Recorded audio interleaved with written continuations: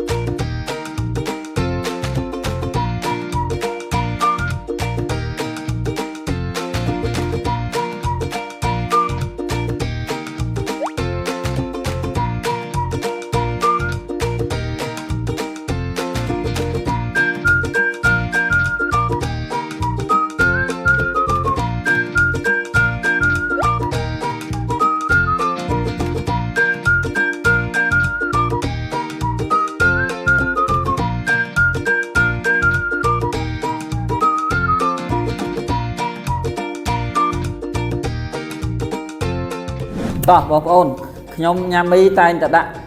គីមឈីបាទខ្ញុំអត់ដែលភ្លេចប៊ីងកូគីមឈីទេបងប្អូនដើម្បីញ៉ាំមីរឹតកាន់តែឆ្ងាញ់ហើយនឹងកុំឲ្យទលាន់យើងអាចដាក់ថែមប៊ីងកូគីមឈីបាទអញ្ចឹងខ្ញុំបន្ថែមប៊ីងកូគីមឈីអញ្ចឹងបងប្អូនប៊ីងកូគីមឈីអាចទិញនៅតាមផ្សារទំនើបបាទឬក៏បងប្អូនអាចឆាត់ចូល page ពួកយើងក៏មានលក់ប៊ីងកូគីមឈីដែរបាទបងប្អូនមកសូមមកញ៉ាំជាមួយខ្ញុំបាទថ្ងៃនេះគឺរសជាតិខាបូណារ៉ាបាទហើយថែម mustard ហើយឈីសទៀតបាទហើយពងមាន់ពីលើទៀតធានាជូនមកឆ្ងាញ់បាទបងប្អូនមកជួយមួយខ្ញុំបាទប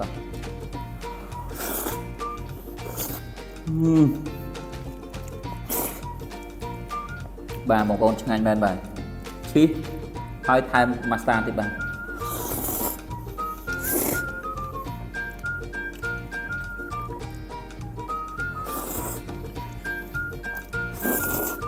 ឆ្ងាញ់មែនតើបាទបងប្អូនអាចធ្វើតាមខ្ញុំបាទបាទឈ្មោះនេះឆ្ងាញ់ណាស់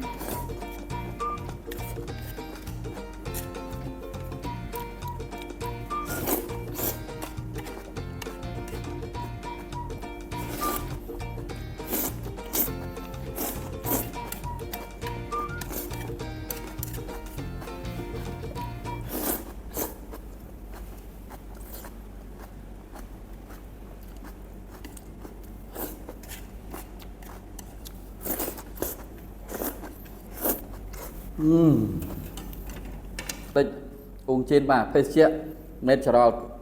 ពីធម្មជាតិ 100% ពីប្រទេសកូរ៉េបាទភេសជ្ជៈអ៊ុងជៀនអរគុណបងប្អូនថ្ងៃអាទិត្យហលរ៉ាមញ៉ុនមានអីឲ្យខ្ញុំធ្វើសូមខមមិននៅវីដេអូខាងក្រោមបាទសូមអរគុណបាយបាយ